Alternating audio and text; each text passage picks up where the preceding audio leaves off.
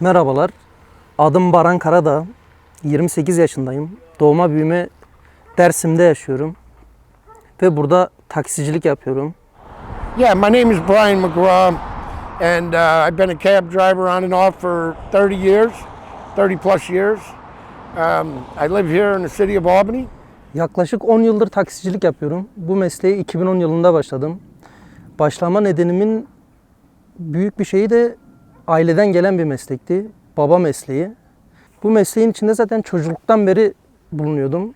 Kendimi bildiğim bileli hep babamın yanındaydım. Gerekirse ona yardım ediyordum. Çalışıyordum.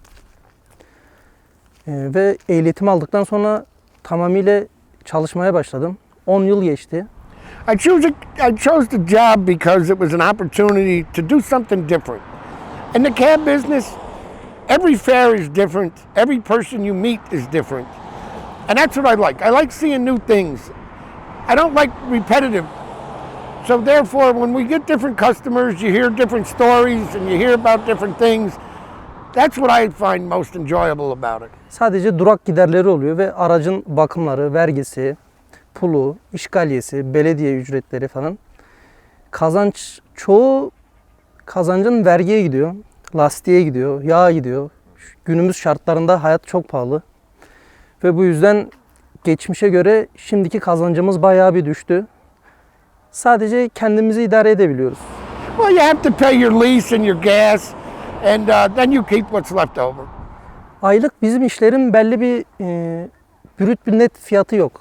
Yaz ayları 10 bin lira, 12 bin lira. Kış ayları 4 bin, 5 bin, 7 bin. Değişiyor ayına göre, sezonuna göre değişiyor. Yaşadığımız coğrafyada genellikle yazın çok iyi iş oluyor. Kışları çok sakin geçiyor. Gurbetçiler falan yazın geldiği için yazın daha çok para kazanıyoruz. On monthly average, I probably earn a few $1,000s a month. I mean, it varies because you don't know what one day is from the next. I do 12-hour shifts, and right now I've been doing 7 hours or 7 days a week with 12-hour shifts. So the initial charge, if you're at like the train, bus, or airport, the initial charge is $5. Then it's $2.50 a mile. En sevdiğim müşteri tipi kendini bilen aile, düzenli, kişilikli insanlar. Taksiye inip binmesini bilen insanlar. My favorite is somebody that's got a smile, thinks positive, don't mind having in the cab. En sevmediğim müşteri tipi ise alkollü insanlar oluyor genellikle. Çünkü bazen çok fazla alkol içtikleri için gerçekten biz de çok sıkıntı çekiyoruz. My least favorite, the young, ignorant type that think they know everything and blame everything on racism and everything else. Kısa mesafede yolcu alıyorum ben. Kısa mesafe şöyle bir şey, daha karlı. Zaten in binin belli bir ücreti var. Hani 100 metrede gitsek 15 TL alıyoruz günümüz şartlarında. 3 kilometre gitsek de 15 TL alıyoruz şu an. Yes, I do. I take customers where they need to go, if it's short or long. Bir mekandan yolcu aldım. Adam gerçekten çok alkol içmişti ve evini hatırlamıyordu. Yaklaşık 1 saat boyunca bir mahallede adamın evini aramaya çalıştım. Gecenin bir yarısı, kimseye ulaşamıyorum. En son adamın telefonunu alıp kullanmak aklıma geldi. Kızının numarası vardı kayıtlı, kızım diye. Aradım işte, adamın kontörü bitmiş. Arama yapılmıyor. Ondan sonra kendi cep telefonumdan işte kızını aradım. Arıyorum, meşgule veriyor. Mesaj attım en son, işte dedim babanız yanımda biraz alkollü olduğu için evi tarif edemiyor. O yüzden hani evi tarif ederseniz babanızı getireyim eve. Sonradan aradı beni kız. Evi tarif ettiler. Meğersem adamın gittiği yer 5 yıl önce oturduğu mahalleymiş.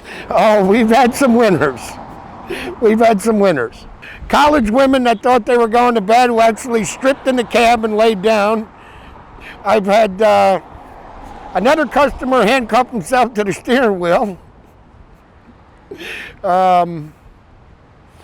I've had some interesting couples in the cab that want to do some freaky stuff.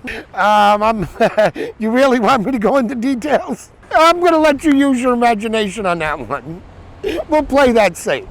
Bir arkadaşım günün birinde bir köye gitmişti. Yolcuları götürüyor işte köye. Adamlar diyor ki sen burada bekle, biz 15-20 dakika sonra geleceğiz. Meğersem götürdüğü yolcular da köyde tartışmış oldukları, böyle kavga ettikleri bir aile varmış. Gidip onların samanını yakmış. Samanını yaktıktan sonra da taksici bilmiyor yani. Köyün aşağısında, köy yukarıda. Sonra çıkıyorlar, geliyorlar, taksiye biniyorlar. Tekrar geliyorlar merkeze. Aradan 4-5 saat geçtikten sonra taksici arkadaşı gözaltına aldılar. Oh yes, a lot of my friends, two of my friends years ago were killed in a cab, and they were ex-roommates. I've had other friends injured in a cab, stabbed in a cab. I had somebody try robbing me at gunpoint, and I remember something my father always taught me. Keep the car in gear and keep your foot on the brake. In case you need to get away, just hit the gas.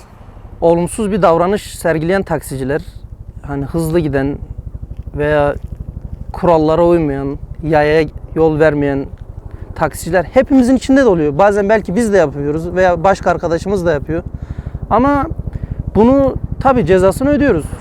Yes, it does happen from time to time, and when that does, the company will say something to them and give them a couple days off and let them think about it. Uber bizim Türkiye'de genellikle büyük şehirlerde var. Küçük şehirlerde de korsan taksicilik var. Adamların özel arabası var. Kendi akrabalarını, arkadaşlarını taksi rayişlerinden daha düşük bir rayışa götürüyorlar. Bu bizi çok etkiliyor. Çünkü bizim ödediğimiz vergiler, pullar gerçekten normal bir özel arabaya göre çok fazla. 3-4 katı. Biz elimizden geldiğince şikayet ediyoruz ama hani bugüne kadar çok az insana ceza yazıldı korsan taksicilikten. I think it's funny. I think it's funny because their prices go up and down. We've been getting a lot of Uber and Lyft customers because Uber and Lyft has been charging $54 to take them up to Colony Center, which is crazy, where we're still only $15. I think it should be banned because as cab drivers, we have to have special license. We also have to have special insurance on these cabs. Why does Uber and Lyft get away with that? And when is the last time you've heard of a cab driver attacking somebody? But you hear about it with Uber and Lyft all the time. Yani yaşadığımız şehirde evet günde bazen 50 tane insan biner arabamıza. 50 tane ayrı müşteri. Herkesin kendine göre ayrı sorunları, sıkıntıları oluyor. Dinliyoruz bazen, sohbet ediyoruz. Ama ben genel olarak Tunceli'de, Dersim'de bu coğrafyada mutlu insan çok az gördüm. Hani çoğu insan gerçekten ya sevdiği insanla evlenememiş ya da aileden kaynaklı, ekonomiden kaynaklı olumsuzluklar, sorunlar yaşıyor. Çoğu insanımız mutsuz bu yönde. I would say the majority of the older people, I would say like 50 and up, are real, quite content and happy, and they like to have conversations with people. The younger crowd, not so much. It's like we got to do for them, and it's like everybody owes them something. And I didn't grow up in that generation. Ya geleceğe dair bir hedefim, bir isteğim, arzum. Şu an bekar bir insanım. Belki geleceğe yönelik hani evlenmek ister, çala çocuğa karışmak isterim. Mutlu bir ailemin olmasını isterim.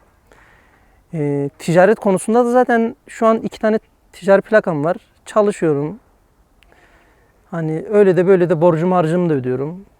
Hani gelecekten çok büyük bir şey beklemiyorum. Sadece mutluluk, huzur bekliyorum. I just want to remain happy. I want to, do for my family as much as I can and help others out. I always believe in this philosophy of paying things forward. And I always try to do at least one good deed and act of kindness a day, no matter how big or how small. Dersim'de yaşadığım için Dersim coğrafyası gerçekten çok güzel bir yer. Bütün ilçelerimiz olsun, Munzur çayımız olsun, Pülümür çayımız olsun.